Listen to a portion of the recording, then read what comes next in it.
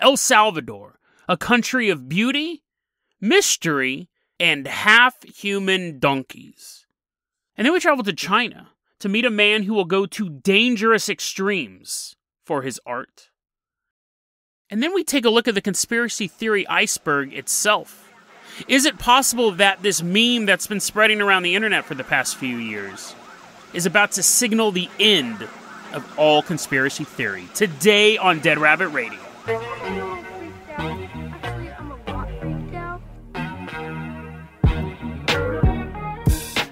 Hey everyone, welcome back to another episode of Dead Rabbit Radio. I'm your host, Jason Carpenter. I'm having a great day. I hope you guys are having a great day too. I hope you guys are staying cool, beating the heat. Let's go ahead and welcome in one of our legacy Patreon supporters. Coming into Dead Rabbit Command right now is a longtime Patreon supporter, Jason F. Everyone give him a round of applause. Jump up, give him a high five, give him a hug. He's like, dude, I do not want to be touched. Tickle him a bit. Jason, you're going to be our captain, our pilot this episode. If you guys can't support the Patreon, I totally understand. Just help spread the word about the show. Really, really helps out a lot. Jason, I'm going to go ahead and toss you the keys to the Jason Jalopy. Hey, it's named after you. What a coincidence. We're going to hop inside, and I'm going to have you drive us on out to El Salvador. The other day, I put out a request for stories about El Salvador, because this is one of, the top science podcasts in El Salvador. It was number 1 when I recorded the episode. Now it's number 6. I'm assuming a coalition of scientists got together after that episode came out, and they're like, this cannot be. Everyone started downloading these other podcasts. But we're still the number 6th science podcast in El Salvador and the number 1 paranormal podcast in the country. So thank you guys. But I put out a call for story days, and a lot of people sent me stuff. So thank you for that. A lot of people sent me stuff, and we may be covering that stuff. There's a lot of Civil war crime stuff. But I found not what I was looking for, but I guess in a way it's what I asked for, right? What I was hoping for was a monster, a scary monster, staring at people from the El Salvadorian jungle. Or maybe a ghost. Maybe a young woman was walking down the street one day, and they saw a clickety-clack, clack, clickety-clack, clack. I don't know what type of ghost that is. That's the annoying ghost. It's the fidget spinner ghost. Some tall, gangly black shadow chasing a girl down the street. What I got is what I probably deserved by saying, send me a weird story from El Salvador. Kitschy, via Discord, we have a Patreon Discord. Kitschy sent me an article from this website called dailymysteries.com. Their tagline for this website is, the website with the amazing content. Which is true, because no other website, I checked, not a single other website on the entire World Wide Web carried this story. I tried verifying this story. There was not a single other website that mentioned this. There was a Facebook post. I'll give them that. But if you talk about all of the internet places in the world, only one covers this. dailymysteries.com. It's February 2019. We're in the city of Anamoros. That's in the El Union district in El Salvador. There's a donkey born. Brr, brr. Jason, a donkey. A donkey is the easiest animal to make a noise. What was that? Well, that's what they sound like when they're born. Hee-haw! Hee-haw! This little donkey coming out of the womb, heeing and hawing, and the mom goat and the mom donkey looks back at it and goes, ugh, and walks away, and there's this little donkey just kicking its little baby legs, right? It's brand new. It's doop, doop, doop, doop, doop, doop.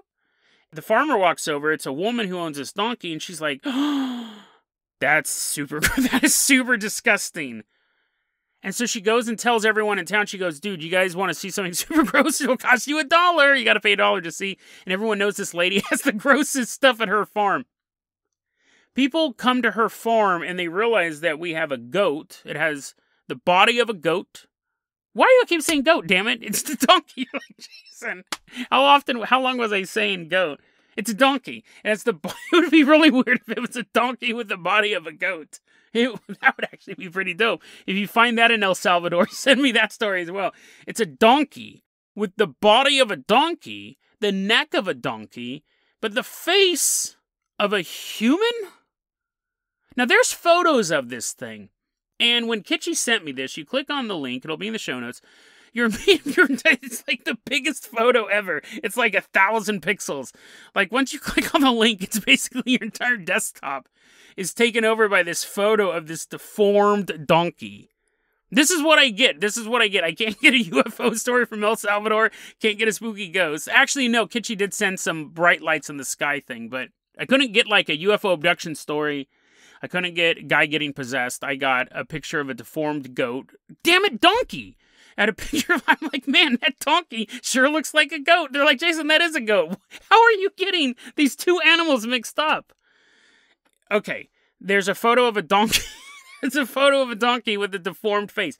And it does look kind of human, and you look at it and your initial reaction was, I hope that this thing isn't suffering. I hope that either it lives a long and healthy life, or it's put out of its misery. Because, like, as being a donkey, you eat a certain way, like a donkey does, right? But then, like, now you have a human mouth. Imagine if you were human, but you had a donkey mouth. And your instinct is telling you to eat, like, bananas and things, oranges. But your donkey mouth is so... You're like, Jason, a mouth operates no matter how long it is. I think you would have a hard time if your brain was instinctively, like, going, no, I have a monkey mouth. But then you actually have like an alligator mouth. I don't think you would be able to eat that well. But you could probably figure it out because you're a human. A donkey couldn't, right? It does kind of look like a human face. So I'm looking at this thing and I go, it's a deformed animal. That's tragic. Hope it's not suffering. And then I read the article attached to this giant photo that filled up my screen. Because this is what you imagine, right? We always see these stories about these chickens that are born with 2 heads, or this alligator that's born with 8 tails or something, and you go, oh, that's horrible. And usually you read the article and it goes, it died 5 hours later. But people still think this was a miracle, or this was a sign. There's a little monkey born with faces on its hands, and then he died a couple hours later. We see these mutations happen. So I'm expecting that when I read the article. I read the article. Juan Antonio Zacharias. He lives next door to the deformed donkey. Juan says, oh, did you hear about my neighbor had that deformed donkey? Here's a bunch of pictures of that deformed donkey. And people are like, yeah, it's tragic.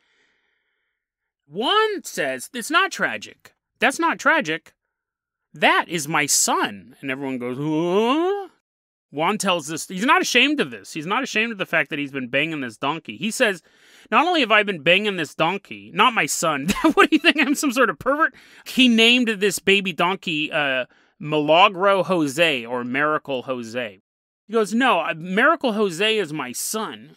I was banging his mom, the donkey, because my neighbor, she's really cruel to the donkey. She doesn't take care of it. And I felt bad for it. So I'd go over there and I'd like bathe her and feed her. And then sometimes, after the bath, I would make love to this donkey. People are like, why are you admitting this? Why are you openly admitting this? And he goes, because I want to love my son. Like, look at this guy. Look at this monstrosity in front of you. This is a half-human donkey. This is my son. He's actually asking to have a DNA test done on the donkey to prove that it's half him. And he wants Miracle Jose to have special rights. He wants it to have the rights that a normal human would have. Apparently, people in town have heard. I don't know why they're even hanging out at the farm at this point. Because you're probably going to stumble upon Juan banging this donkey in the next yard. But people in town who have run into Miracle Jose, they say that this donkey says one word and one word only. Dad. Dad. I don't know. I don't know if this story is true on a couple different levels. I've tried looking around dailymysteries.com. It's a standard. It didn't stand out as being like a parody site. It could be a very subtle parody site. I've come across... I remember once, a long time ago, me and my little brother found a website. It was a Christian parody website that... This was like back in 2004, 2005. That was trying to explain that dinosaurs lived in Africa and how they were beating up atheists in Africa and saving the dinosaurs. And me and my brother were reading it and we're like, this is fake, right? Like, this isn't real, but it was written so slickly that you knew it was fake because you knew the facts were wrong, but it was page after page after page after page, and they kept the joke going the whole time. And they would have their frequently asked questions. And all of the frequently asked questions were, is this a joke? Is this a joke? And they're like, no, it's not. We're totally serious. We believe. They were trying to raise money to save the brontosauri in Africa. It was a joke. It had to have been a joke. Right? So I don't know if dailymysteries.com is the same thing. I kind of poked around there. It seemed like it was just a basic paranormal weird news website. But I was only able to find the story on there, and I'm wondering if they found these photos of this mutated donkey and then created this backstory, because who would admit to that? We covered a story about people who were banging animals and animals being deformed, and bestiality used to be a crime. You were put to the death. It was a capital crime. You and the animal were both killed, which is not the animal's fault. But so I don't know why you would be walking around and be so proud about this. You have a Father of the Year shirt, Father of the Farm shirt. I don't know. But at the same time, people are stupid. At the same time, people are stupid, and some of them love banging donkeys, I guess. And having donkey sons, having sonkies. So yeah, there we go. Sorry, I asked for a story from El Salvador, and this is what I got. El Salvador had this can't be the only story I cover from your country. I can't. So once again, thank you, Kitschy, for sending this out. Let's put another call for a story from El Salvador. Let's see if we can put them on the paranormal map, because right now, as of now, Miracle Jose is what we have from El Salvador. There has to be something else. Right? I'm incredulous. But thank you for everyone who submitted stuff. Let's keep looking, or not, because there's a possibility it'll get worse, right? There's a possibility it'll get worse than Miracle Jose. Did you know? I didn't know this. Did you know? I didn't know this. I was reading this article, and at one point they called the donkey a burrito Nino. And I go, what? Burrito boy?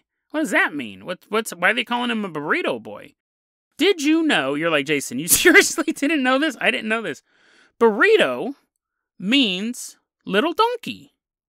Like when you eat a burrito, it's called a little donkey. And they don't know why it's called a burrito. Some people say it's because you put a bunch of stuff in the burrito, like you put a bunch of stuff on the back of a donkey, and then you eat it. The donkey's walking through the village. You're like trying to chase it, take a bite out of its shovels. Some people say that there was a guy in San Francisco. It was weird. Do you know there's different types of burritos?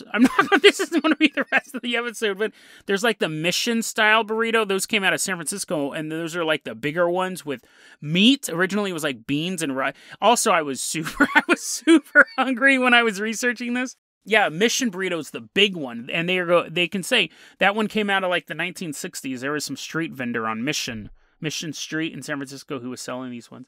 Super interesting. I just assumed it was a regional food, but the evolution of, and I guess there's a big disagreement over when it stops being a taco and becomes a burrito.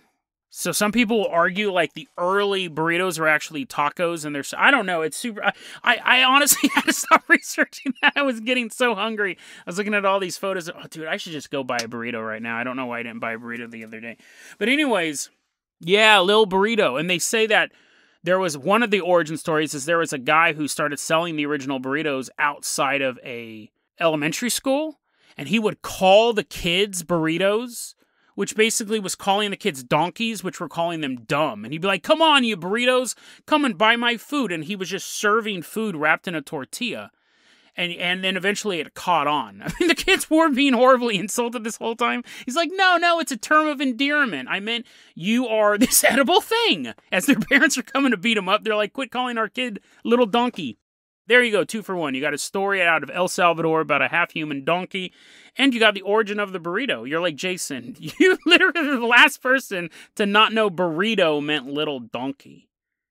Jason F., we're going to go ahead and leave behind El Salvador. We're not going to have time to cover the artist's story. We'll save that for another episode. It's a really interesting one. But Jason F., I'm going to go ahead and give you the keys to the Carpenter copter. We are leaving behind El Salvador. We are headed out to the Conspiracy Theory Iceberg. The Conspiracy Theory Iceberg has always puzzled me. It's always puzzled me. Now, the first time I saw the Conspiracy Theory Iceberg, back in like 2017, I didn't believe it. I had the same reaction that most of you guys did. You look at the top couple levels, you're like, I know all those things. You look at the middle tier levels, you know a couple of those things. And then as you went farther down, I go, this is made up hogwash. You know what changed my mind? I'm looking through the iceberg the very first time I see it.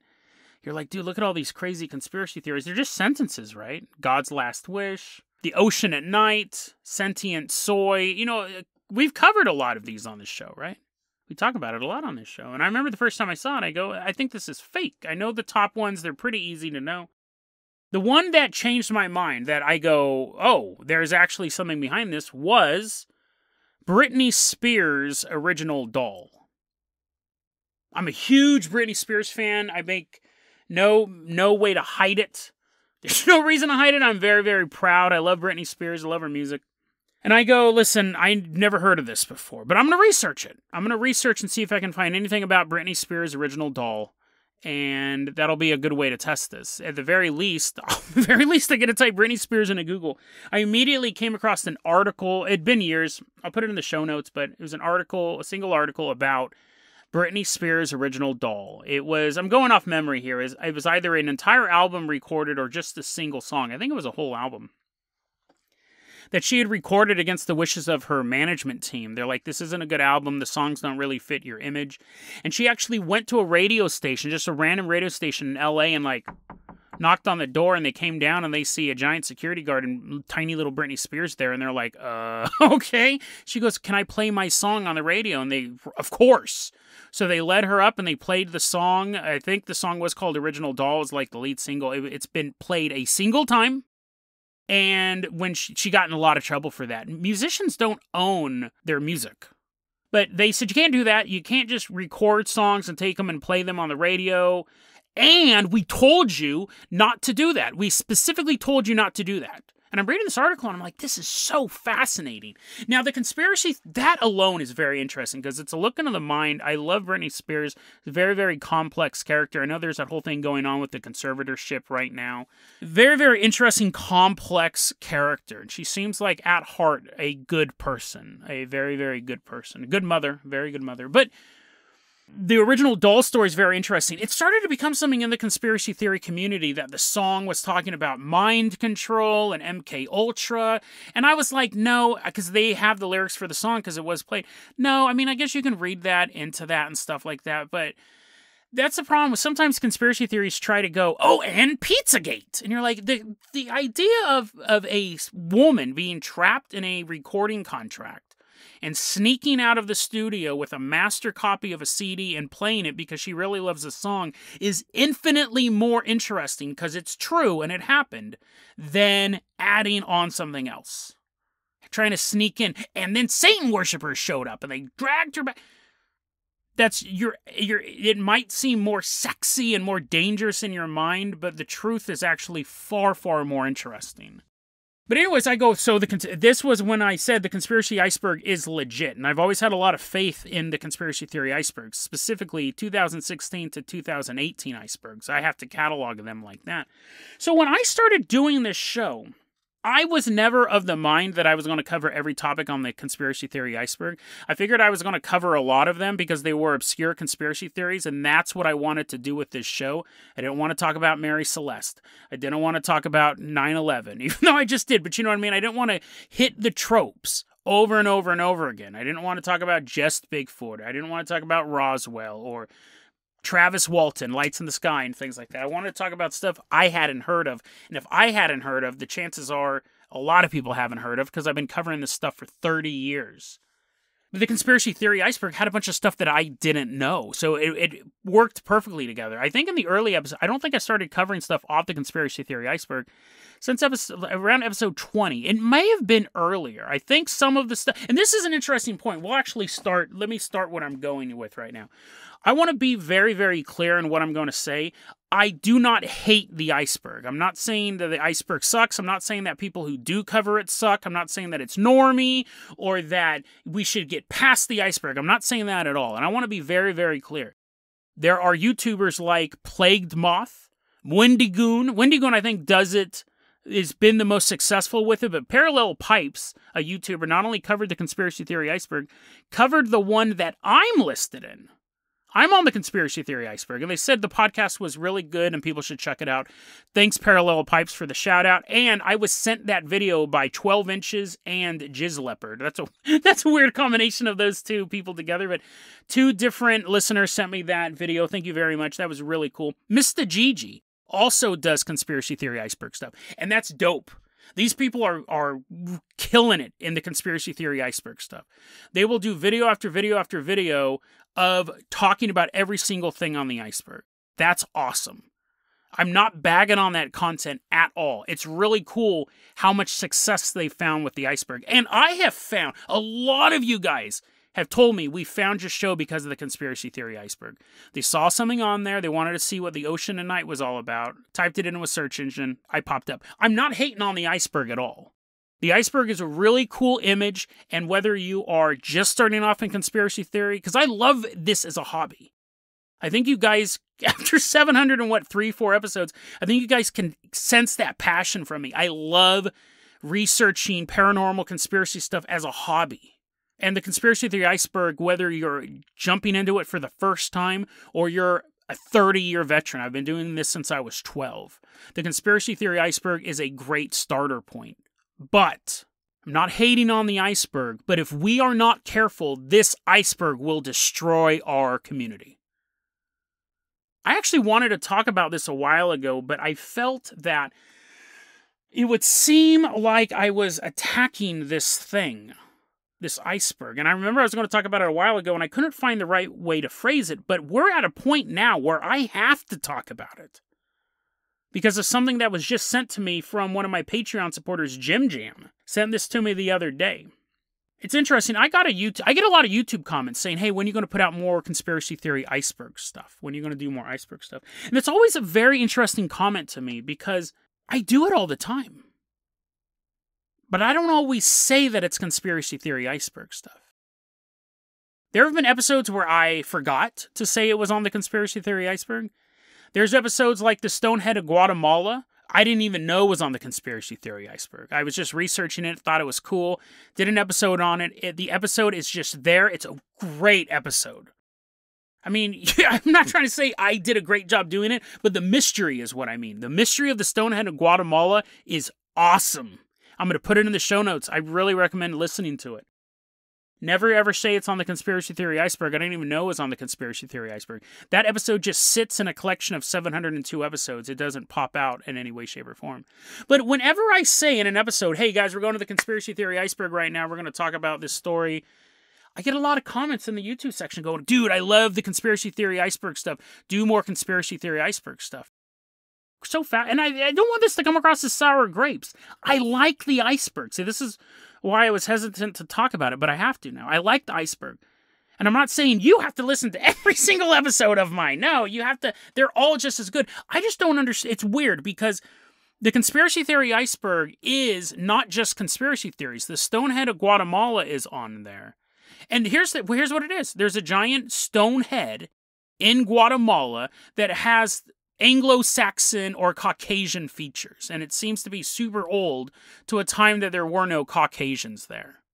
So the idea was there was a lost civilization or aliens had come down. And here's a spoiler alert. Skip ahead 30 seconds if you want to listen to the episode. It turns out a reporter went there and investigated it. It turns out that it's not ancient.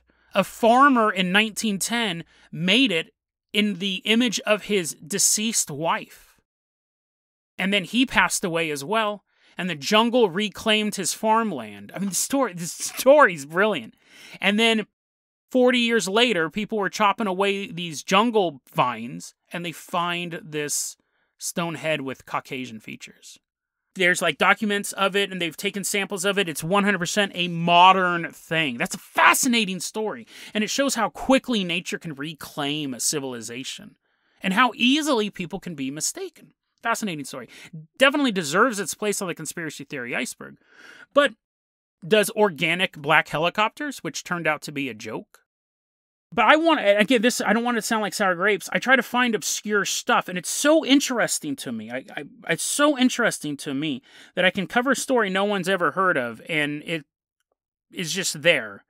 And I can cover a story that no one's ever heard of, but that phrase appeared on an image that was put up in 2018, and I say it's on the iceberg, and people go, I love your iceberg stuff, another great iceberg story.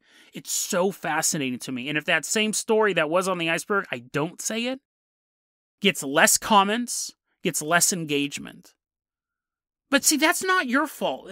This is why I want to be careful of saying, I'm not saying listen to everything. I'm not saying that. I'm just wondering what the mechanism is. It's interesting because just the other day, I got a YouTube comment from D Bullets. And they asked if I was going to be doing more Conspiracy Theory Iceberg stuff. And it was a perfect timing because I had just gotten this thing from Jim Jam. And I asked him, why do you like the again, no judgment, because I also love looking at the Conspiracy Theory Iceberg. But I go, why is it that a Conspiracy Theory Iceberg topic jumps out more to you than any of the other topics I covered? It was interesting because his answer, and this is a valid answer, and I thank you for your cooperation in this. He says it's a good way to look for wacky conspiracy theories, and I don't know which of your episodes have wacky conspiracy theories on them. It's a very, very good way to look at it. He says if it's on the iceberg, it's, quote, guaranteed to be some super out there theory, unquote, which is generally correct. The top 3 tiers, you really shouldn't know those just if you're a hobbyist. But again, if you're just starting off, it's a good jumping off point. But that's all pretty normal conspiracy theory stuff. As you go deeper, it gets weirder. It's an interesting comment. Sometimes I'll put Conspiracy Theory Iceberg in the title of the episode, like this one. This one's a little more meta. But if you're listening to the episode and I say, and we go back to the Conspiracy Theory Iceberg and I say this topic, or if I don't say that and I say the topic, does it trigger something differently? And this might sound too meta. It might sound like I'm doing marketing research or something like that. We're getting to something. We're getting to my thesis that the Conspiracy Theory Iceberg may soon destroy the community we love so much. Lego Trekker, got to give a shout out to you as well. They were also popped up on this conversation I was having with D Bullets on YouTube. And they said, this is, again, another very interesting thing. I want this feedback, right? Again, I'm not doing this for marketing research. I'm doing this to figure out what power the iceberg has. You know what I mean? I don't want to sound like I'm trying to make my channel any better. The channel's the channel. Like, at this point, we're 700 episodes in. The formula's not going to change. But Lego Trekker, this is very, very interesting. I love this insight. This is why I love talking to you guys. Lego Trekker says, when you do iceberg stuff, we feel included in the research because we've also seen it on the iceberg. Fascinating insight. That's why I'm asking these questions. And I hope more people, as you're listening to this episode, are giving me your feedback of why you prefer. But I also want to know, when you come across stuff where it's an interesting topic, but it's not on the iceberg, it's so weird. I remember a while back, I posted on YouTube, I posted a question on YouTube. I go, do you think the Conspiracy Theory Iceberg is cursed? Because I felt at a certain point that it was starting to override conspiracy theory content. Where it was basically, it was basically a gatekeeper. Where if I covered the vampire sex cult of Eerbud, which is an amazing true crime paranormal story that involves satanic human sacrifice, 100% true. It's not on the Conspiracy Theory Iceberg. So if it's not on the Conspiracy Theory Iceberg, that is considered not as cool. It's almost like the iceberg is a gatekeeping thing. My question has always been, who developed this? We still have never known that. I think there's basically 2 phases to the iceberg. There's the original iceberg that popped up in 2016. I'll try to put those in the show notes as well, so you can look at the evolution of them. It's a very, very basic iceberg. It looks like someone just threw it up in an afternoon. But then between 2017 was the year it really broke out. After that, you started getting the fake icebergs, and that is what brings me to our topic today. I know this might seem rambly. I hope you guys are enjoying it, because it's over. It's over. I'm going to continue to cover Conspiracy Theory Iceberg content. I am. But we've run into a serious problem with them, and this is what Jim Jam sent me. This is why I'm all worked up about this. Really, at the end of the day, I don't care. Everyone should just have fun when they're researching conspiracy theories, whether or not you're watching my show, whether or not you're watching Plague Moth, Wendigoon, Parallel Pipes, Mr. GG, or the other people doing it. Have fun. Have fun. That's the key thing. But I also love this as a hobby, and whoever did this, I'm not mad at them. I'm not mad at them. They are also having fun in their own way. But I think overall, I'll just get to it. So Jim Jam sent me this thing on Reddit. This popped up on June 1st. It's from a user named Why Am I Sad? Again, just a dude having fun. Just a dude having fun. I'm not saying he's ruined the hobby. I'm not saying that if it wasn't him, we were headed this way anyways, because every so often, I shouldn't say every so often, every day almost, or every week, that's an exaggeration. Every week or two, you'll see on the X board, made up conspiracy theories. Let's make up conspiracy theories. And they're funny, right? They're funny. They totally match it. But every time they do that, it's just throwing more and more chaff in front of the way of our heat-seeking missiles that are trying to find these real ones, until eventually you can't figure it out. June 21st, Why Am I Sad? Posted. It's ingenious what they did. It's really, really ingenious. But they took a bunch of conspiracy theories, took a bunch of conspiracy theory icebergs, took a bunch of conspiracy theory iceberg explanations, and threw them into an AI machine. So we have an AI iceberg now. They actually weren't the first people to do it. I found one 10 months ago, and it was just an AI-generated iceberg using what I'm assuming would be the same technology. So let me read you some that the AI spit out, using the rhythm and the way people talk on the conspiracy theory iceberg. This is what we have. Nuclear bomb tests killed 100 million people. 8 is not a number. Gnomes on Mount Everest. Jurassic Park starred John Wayne. Chloe is the only person with a vagina.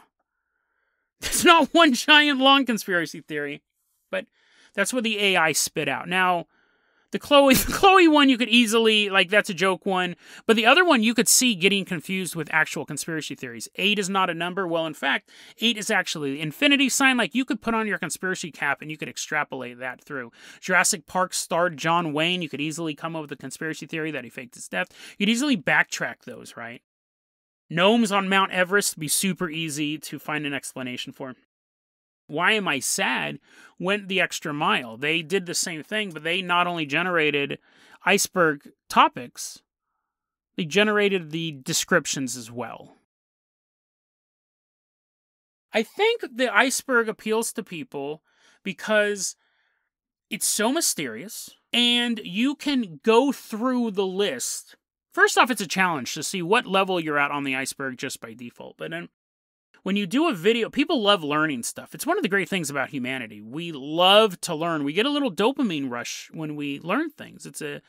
I have an information addiction. I think a lot of people do as well. But even if you don't have an information addiction, people get a little ping in their head when they refresh their page and a whole new thing of threads or a whole new thing of Reddit posts appears, and they get to learn new information at the drop of a hat. So when you're looking at a whole list of things you don't know, and when you're watching a video that's going step by step explaining all those things you don't know, you're basically getting a dopamine overdose. And the difference between learning about this stuff and learning about, say, cooking or learning about sports statistics is that conspiracy theory ideas give you occultic knowledge. It gives you hidden knowledge. You now know something. Whether or not it's true is almost irrelevant to your brain. Your brain can't really suss out whether or not the information is true or false. The brain just knows that you have now learned something, and you know something that is hidden. You know something that is suppressed. It makes you feel special. I'm not saying that's a bad thing either, right? You should reach out to try to get knowledge. You should reach out to try to get all knowledge, but you should, if someone says, no, don't look in that corner, we have a tendency to want to look into that corner. So there's nothing wrong. That's the thing. I don't want it to come across that I'm bad-mouthing this. This is a good thing that the human brain is wired for this. This is a good thing that we want to seek out information that may be suppressed from us. I'm not saying that this stuff is bad, but like I said, your brain itself cannot determine whether or not a fact is true or not. We then have to base it on things we already know about reality. The stone head of Guatemala is a stone head in Guatemala.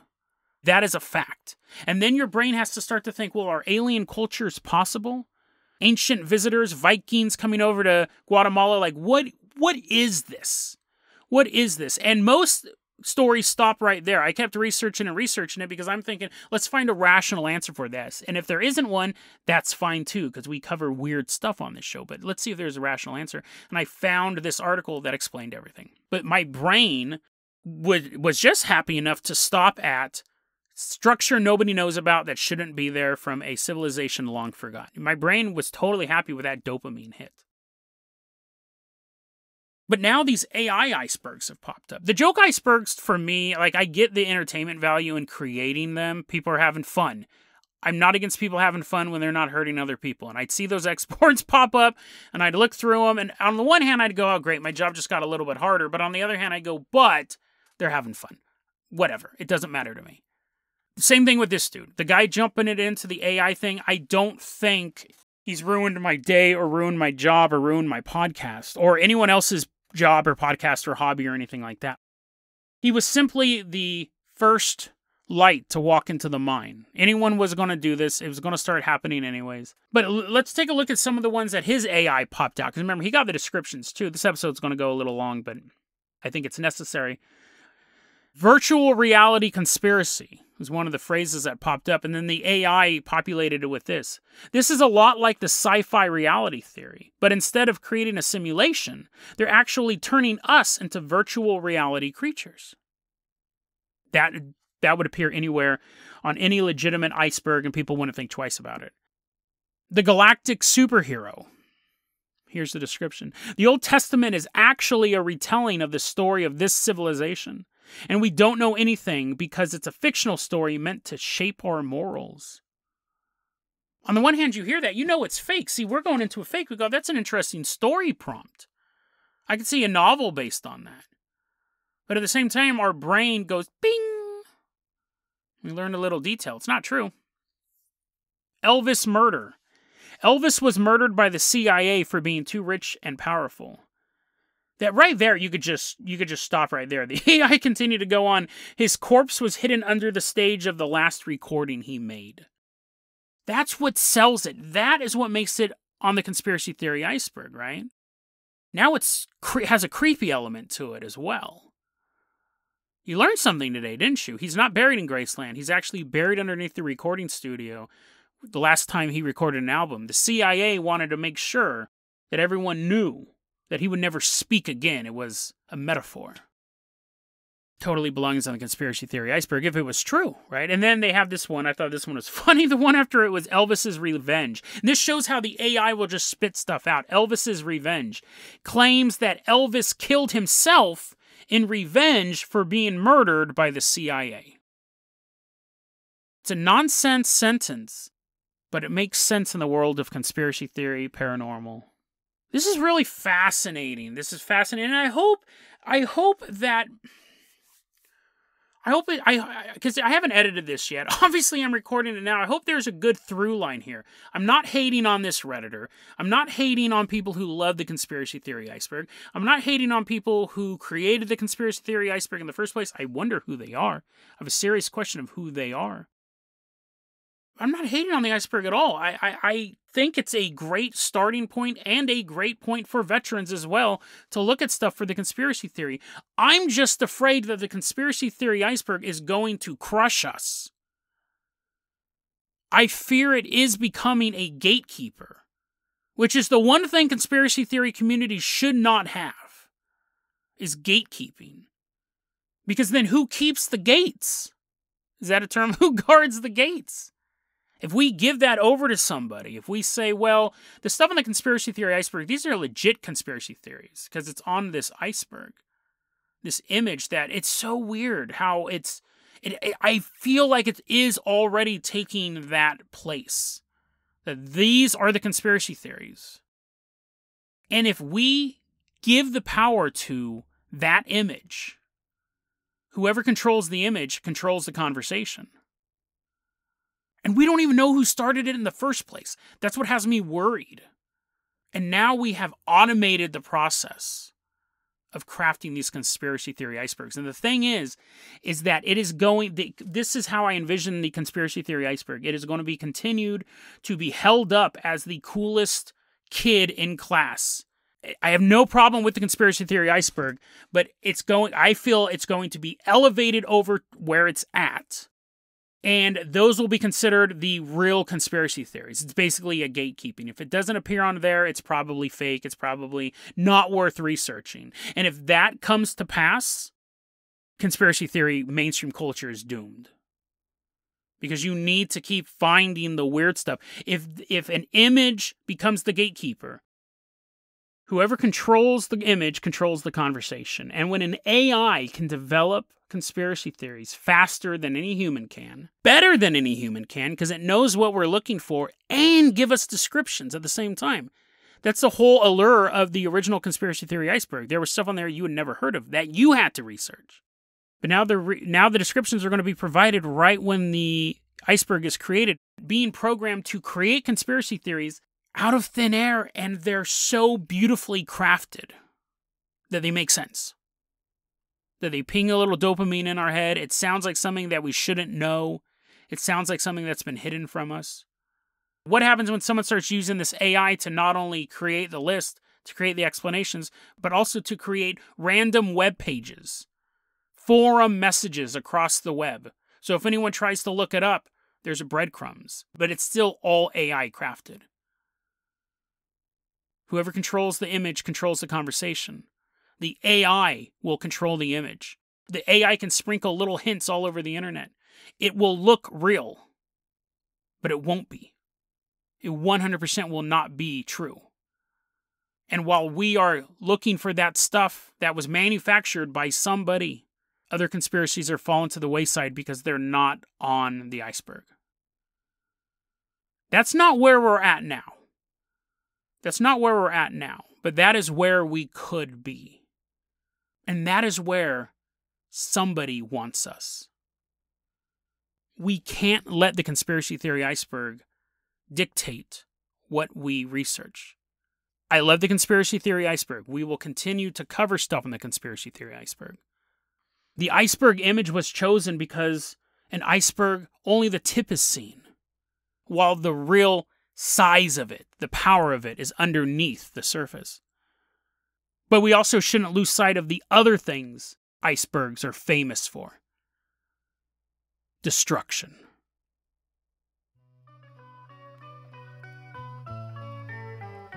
deadrabbitradio@gmail.com is going to be our email address. You can also hit us up at facebook.com/deadrabbitradio. Twitter is @deadrabbitradio. Dead Rabbit Radio is the daily paranormal conspiracy and true crime podcast. You don't have to listen to it every day, but I'm glad you listened to it today. Have a great one, guys.